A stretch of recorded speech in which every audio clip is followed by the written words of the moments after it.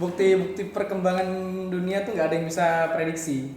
Jadi semua hal-hal aneh. Jadi kalau aku pribadi nih tahu lebih awal karena kebetulan lingkungan. Jadi ada teman-teman yang coba iseng ilustrator taruh di situ. Bahkan sekarang nih musik sound itu lumayan banyak taruh di situ. Musik-musik aneh malah biasanya yang dilirik. EP-nya itu turun tahun 2019 kemarin nomor 80 gitu terkait apa sih namanya? Penjualan PMSI.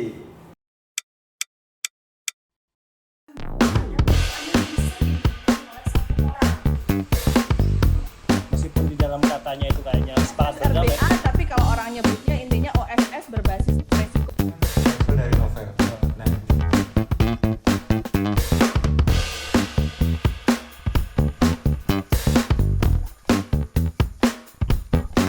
Selamat datang kembali di Legal Tugas. Tak tak tak tak tak tak tak tak tak tak. Sebuah podcast yang paling Edukatif dan inspiratif. yeay. Kaget. Kamu kaget. Kaget ya? Kaget. Padahal udah tahu tapi kaget. Padahal udah berapa kali latihan ya tadi? Masih agak garing sih tapi nggak apa-apa lah ya. Ya gimana ibu produser, hari ini kita mau ngapain? Iya, hari ini kita akan bahas tentang Mas Gozali Everyday dan juga NFT.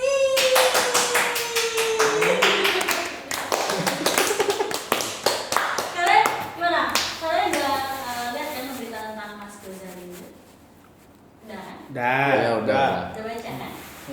Kan ada kirim materinya selalu. Aku nggak dikirim loh, jahat banget. Biar surprise, makanya gimmick. Materinya gimmick. Jahat Oke, banget. gimana menurut kalian? Apanya? Dia tuh kalau kasih pertanyaan pasti gantung. Kan tadi udah dapet kan di berita tentang Mas Gozali. Keren. Iya, Bagus. bagus, inspiratif dan Mas Gozali gimana? Apa? Mas Gozali? Suka sih sama orang hal-hal yang menakjubkan kayak gitu. Oh. Ajaib gitu kan. Orang yang nggak punya tujuan apa-apa terus tiba-tiba tapi siapa tahu dia dirancang loh itu, siapa tahu kan 5 tahun Proyeksi 5 tahun. panjang kan, siapa tahu itu tujuannya di tahun kelima memang. oh iya mungkin ya. Mungkin ya, nggak tahu juga. Anda gimana berdua? Siapa dulu deh? Siapa dulu? Oh iya. Apa Justru ya? kalau terakhir tuh susah nanti. Jangan harus diambil pendapatnya. Ya kan udah close the door berarti udah.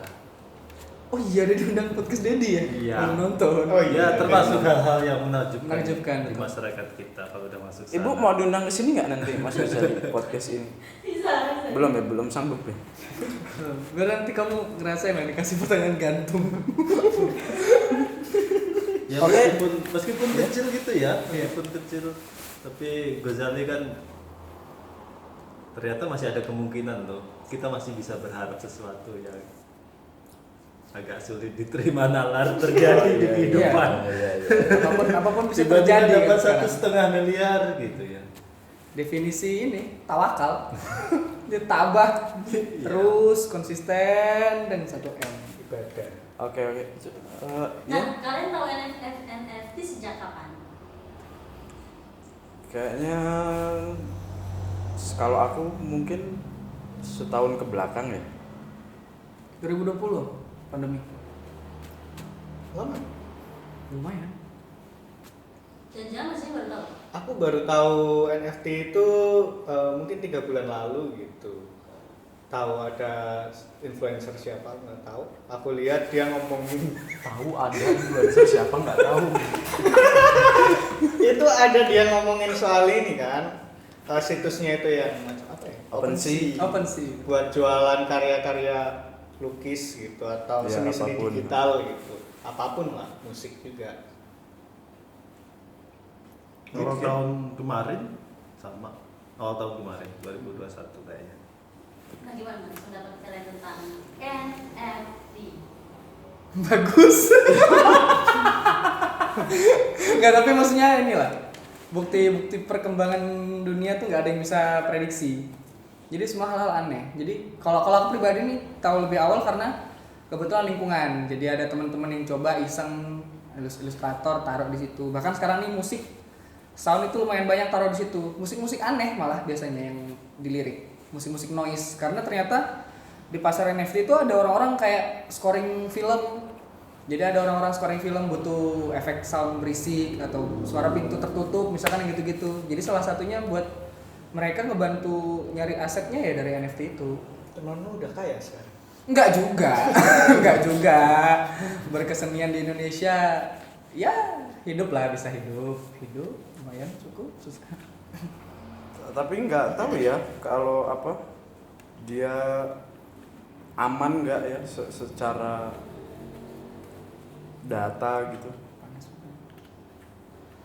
Gitu sih kalau aku nggak tahu. Kalau cara kerjanya, kalian tahu cara kerja NFT sistemnya? Cara kerja Maksudnya mau ngejual di sana. ngejual di sana. Tahu. Gimana? Gimana War? Gimana? Udah tahu lo itu? aku pernah bikin juga di tahun 2021 gitu. Kayaknya sekitar pertengahan tahun. Itu langsung buka aja situs OpenSea-nya, nanti diarahin gitu. Pertama kita bikin apa semacam walletnya dulu gitu. E-wallet ya? Iya semacam e-wallet. Diarahinnya pakai MetaMask waktu itu. Udah nanti setelah punya akun walletnya, nanti bisa bikin akun OpenSea-nya, disambungkan gitu. Terus udah nanti di OpenSea-nya kita tinggal upload aja. Tinggal ya kayak ngupload apa gitu. Misalnya ngupload gambar, nanti dikasih judul, deskripsi apa, terus dijual di kisaran harga berapa gitu. Dan nanti kalau ada yang tertarik, dia bisa pasang harga di situ di karya tersebut. Misalnya ada banyak yang tertarik, nanti yang ngasih harga tertinggi yang Kayak lelang ya? iya, Kayak lelang kayak ya? auction gitu. Kalau untuk kan ini kan jual beli ya? Di OpenSea itu kan sistem jual beli. Ya? Iya. Nah, Iya, itu iya nggak sih? Nggak. Iya nggak? Marketplace Lisensi. enggak? Marketplace kan. Pada Iya, dasarnya kan iya, marketplace. marketplace, juga. tapi yang diperjualbelikan lisensinya setahu. Tokennya kan. Nah, Iya entah lisensi entah token, tapi token koinnya. token koinnya. Salah ini sepertinya. NFT Kayaknya salah. itu Non kan fungible tokens. Token. token kan? Token. Non fungible token. Ya. Iya kan? Ya di OpenSea itu dijual tokennya kan. Tapi diperlihatkan karyanya gitu. Atau kayak mana sebenarnya? No. Saya mau jawab. Anda? Nggak tahu tapi aku. Yang tadi kita sempat ngobrol kan sebenarnya. Yang Tadi kapan? Nggak yang sama ibu produser. Oh iya, jadi yang diperjualbelikan tuh aset dan lisensinya. Jadi misalkan ada ini HP ditaruh, HP-nya tetap diperjualbelikan. Iya, apa diperjualbelikan. Tapi maksudnya apa ya? Non fungible tokens. Aduh, gimana jelasin tokens ya? Beda sama kriptonya. Kripto ini aset juga, tapi nilai tukar juga. Iya. Karena kripto itu fungsinya money, alat tukar. Ya, betul. Alat tukar kan, currency kan kripto itu. Tapi non fungible ini kan fungsinya memang bukan, dia representasi suatu karya, tapi dia tidak nilai tukar gitu kan. Bukan. Tidak barang pertukaran sebagai bukan alat tukar gitu. Bukan. Dia hanya sebagai representasi untuk akses ke karya kan kayak gitu. Iya. Cuma aku nggak tahu karena aku belum buka OpenSea. Harusnya aku buka OpenSea dulu deh kayaknya. Iya. Mungkin yang teman-teman di rumah yang lebih tahu boleh komentar kayaknya. Iya kayak ya gitu dulu. Aku kayaknya perlu butuh untuk buka OpenSea aja dulu biar kayak mana sih sebenarnya maksudnya. Oke, Kalau pertanyaan. untuk sistem transaksinya misalnya karena kita dibeli gitu, terus bagaimana bisa kayak Mas Gozali kok bisa didapat 1,7 M hanya dengan foto selfie. Saya dalam perhitungan. Jangan bilang hanya dong, itu effort lu. Iya, 5 tahun. Oh, iya. Iya, cuma 5 tahun. 5 tahun. Cuma 5 tahun setiap hari. Iya. Cuma nggak Jangan mungkin. hanya dong. Cuma Wah, Kita bagaikan mendapatkan uang yang luar biasa banyak dari NFT 1,7 M. Itu kalau misalnya transaksinya sendiri itu gimana? Ada yang tahu nggak? Enggak. Tahu, kebetulan saya belum pernah ada yang laku ya. Nggak tahu, jadi di wallet saya tuh masih kosong-kosong aja di Tamas gitu. Dan yang bikin nominalnya besar kan karena nilai Ethereum tinggi. Iya. Itu. Jadi kan kalau ada yang lihat tuh dari fotonya tuh harganya cuma kayak 0, sekian Ethereum. Nah, cuman kan kalau dikumpulkan semua diakumulasi dijumlahkan ya jadi besar. Karena satu Ethereumnya aja sekarang berapa puluh juta gitu. Iya, lebih. Kalikan aja 0, sekian dikali berapa aset yang terjual. Makanya besar. Coba kalikan. Coba berapa coba? Dikali. Satu Ethereum itu 50 juta. Ya. Iya. Iya, satu 50 juta. kalau 0,1 aja itu udah 4. 0,1 5 Iya, juta. 5 juta. 0,1. Wow, peluang bisnis baru ya ini ya untuk para pelaku usaha. Jadi peluang bisnis baru nggak sih? Nggak tahu ya. Nggak, bingung Iya. juga. Nggak regulasinya nggak tahu gimana. Jadi Tuh. makanya kan semenjak Gosali meledak, semua orang ngupload foto ngasal aja, foto gorengan di warung di foto di upload. Aneh-aneh pokoknya sekarang jadinya penuh. Demand pasarnya juga belum kelihatan kan? Maksudnya enggak Ya. maksudnya Kalau enggak, orang sebelum- meraba-raba juga kan? Sebelum rame, kalau sebelum rame ini setauku nih ngobrol sama temen-temen, jadi isinya tuh memang pekarya-pekarya, dia ngupload karya. Cuman itu juga untuk ngelakuin satu karya ini nggak semata-mata ada orang, kan cukup susah ya, ada orang datang langsung suka beli gitu. Jadi malah rata-rata tuh mereka malah bangun komunitasnya. Jadi dia bercerita ke calon pembeli, karyaku tuh begini loh. Nanti mulai muncul lingkungan, jadi community, ada fans. Jadi muncullah orang-orang yang sudah kenal interaksi dekat, jadi komunitas. Nah, jadi kolektor si karya A gitu misalkan. Oh gitu. Kalau kita mungkin dulu ada Tamiya seri spesial atau kartu Pokemon seri spesial. Itu kan karena kita sudah tahu dulu cerita Pokemonnya. Oh, oke. Makanya kita mau koleksi ini, koleksi Gundam, Iya, yang iya. gitu. Aku Crash Gear sih dulu kebetulan. Crash Gear, Crash Gear. hancur di tembok. Iya. Main sih. Zaim ada Apa? nggak ada apa-apa? Nggak ada apa-apa. Nggak ada. Lanjut Bu. Oke, nah ini sekarang kan tadi dibilang Mas Ilyas bahwa banyak banget orang-orang yang upload foto-foto yang mereka ambil dengan sembarangan gitu kan. Saya upload kemarin ada berita foto KTP di NFT gitu, terus foto-foto orang yang nggak jelas itu diupload di NFT. Nah, kalau kalian ini sebenarnya kalau masuk dalam marketplace NFT ini harus ada izinnya nggak sih? Untuk seleksi, untuk ada seleksi hal yang bisa diperjualbelikan di sana. Kalau dulu temen tuh pernah ada yang bilang buat naruh di situ tuh ada kurasinya karyanya. Cuman kalau OpenSea sekarang katanya kayak sembarangan aja. di OpenSea katanya memang accessible kan? Nah, iya betul. Memang accessible. Dan katanya banyak ini foto-foto sure. Oh, kamu nyari tahunya yang gitu. Betul sih. Kok kamu tahu aja loh? Enggak, aku katanya. Ikan lagi. Ya harusnya dicek dulu. Iya. Iya. Aku baru tahu loh sih. Dipastikan dulu. Kebetulan aku baru tahu. Harusnya dicek dulu. Dipastikan dulu kebenarannya. Siapa tahu hoax, Anda termakan hoax.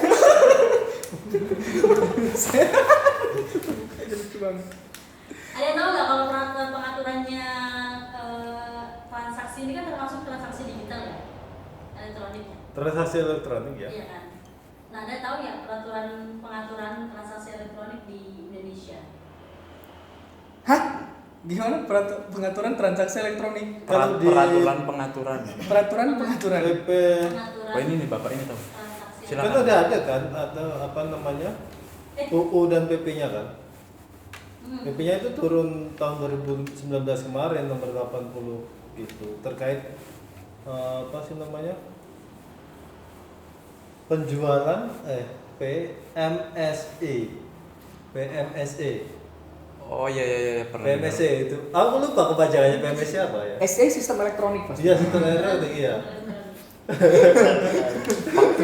Perdagangan melalui sistem elektronik. Oh, melalui. Nah, perdagangan. Dan atau yang di UU-nya itu kan PSE, kan. Sebenarnya transaksi elektronik gitu kan, bilangnya kan kalau dalam regulasi itu kan kalau mau jual beli di Indonesia gitu di sistem elektronik ya harus izin gitu, jelas badan hukumnya di mana dan macam-macam gitu. Tapi semenjak kripto naik ini pemerintah juga agak kelabakan kan untuk membuat regulasi batasannya di mana sih Indonesia dan tidak itu gitu, dan macam-macamnya gitu. Makanya kripto kan juga dikategorikan sebagai apa sih namanya, aset digital ya, dia bukan alat tukar dan aset digital gitu. Nah NFT itu aku kira masuk ke situ ya, dia tetap aset aja posisi. Ya, aset itu. Dan bukan alat tukar, berarti ya udah. Kan kebijakan utamanya BI itu kan dan pemerintah itu kan kripto ini bukan sampai saat ini masih belum dianggap sebagai alat tukar, hanya sebagai aset yang untuk investasi dan macam-macam. NFT itu kan udah masuk ke situ secara tidak langsung ya. Jadi ya aku rasa sama gitu. Tapi kalau untuk perizinan dan macam-macam, ya sampai sejauh ini sebagaimana pemerintah juga kewalahan membuat regulasi untuk kripto. Kayaknya akan jelas nanti setelah metaverse beneran rilis ya. Kayaknya kan tujuannya ke sana. Jadi kan ini kan penyokong metaverse nih, ada alat tukarnya, ada produknya, ada barangnya si NFT ini. Nah, baru tinggal diciptakan dunianya. Oke, nah kalian tertarik nggak nih untuk ya coba-coba untuk peruntungan itu di NFT? Ya ini udah Iya. beliau. Ya sudah Seniman. coba. Masih gini-gini Desain. aja.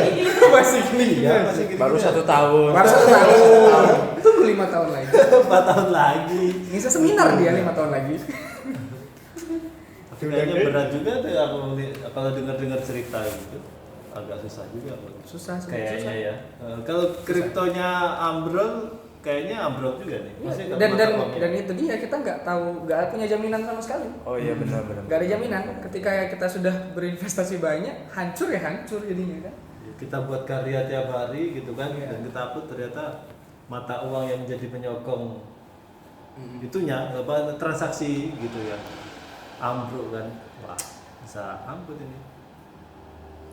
Ya masih ketidakpastian dan aku rasa apa warning pemerintah atau warning ya pemegang kebijakan untuk be careful with crypto itu masih sama aja sih. Iya. Soalnya fluktuasi dan macam-macam. Ini aku minta Mas Ilyas untuk coba terang lagi yang kayak tadi. Gitu. Spesifik ya. Ya, ini Mas Ilyas ini. Yang kemarin yang tadi kita ngobrol tentang cara kerja NFT. Saya jelasin ke penonton, maksudnya kamu punya barang, habis itu kamu jual di NFT gitu-gitu loh. Yang tadi kita ngobrol. Yang mana? Yang tadi. kita ngobrol di sini, yang tentang NFT. Pertanyaannya deh, pertanyaannya. Cara Cara kerja kerja NFT. Misalnya NFT. aku seorang penjual. Oh, ini? Aku, Oh, iya, iya. Nah, habis itu dibeli oleh kolektor dengan harga ini. Ya, ini disclaimer ya. Ini Ini cuman kesimpulan dan pengetahuan yang kuambil dari internet nih. Dan kusimpulkan sendiri. Jadi benar atau enggaknya nggak tahu karena aku juga bukan pelakunya langsung. Cuman ngobrol sama teman-teman. Jadi yang ku tahu misalkan kamu ada suatu produk misalkan mau ditaruh. Nah, umumnya sejauh ini bentuknya foto. Foto, anggaplah ada karya ilustrasi misalkan kita taruh. Ada yang suka, kita taruh situ kan kayak tadi Anwar bilang juga sistemnya tuh memang lelang. Jadi kenapa bisa banyak juga tinggi pendapatannya karena sistemnya lelang. Terus yang ku tahu yang bagus di situ adalah karya kamu tuh ada enkripsinya. Jadi ngelindungin si pencipta.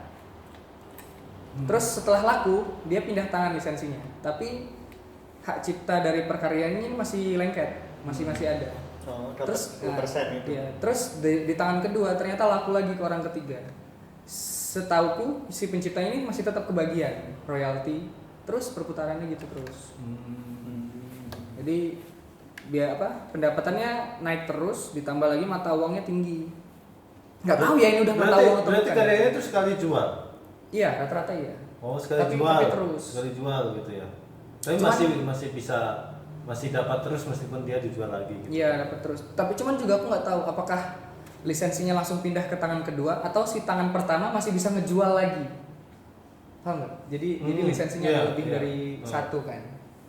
Itu juga detailnya nggak tahu karena aku bukan pelaku langsung ya. Dan terus juga pernah ini kok ada beberapa webinar dari pokoknya ada temen lah main situ jadi nilainya berlipat-lipat terus. selagi ada peminatnya. Makanya yang disarankan build community-nya buat pekarya.